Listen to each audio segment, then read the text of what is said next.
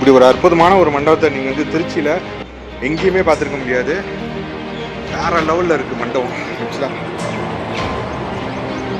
ஆக்சுவலாக இந்த மண்டபத்தில் தான் வந்து பார்த்தீங்கன்னா திருச்சி ஸ்ரீரங்கத்துக்கு ஜம்புகேஸ்வரர் கோயிலுக்குமே வந்து பார்த்தீங்கன்னா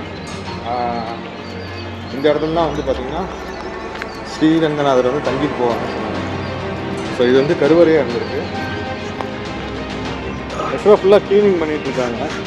இன்னும் கொஞ்சம் நாள் அதை ரெடி ஆகிடுச்சு.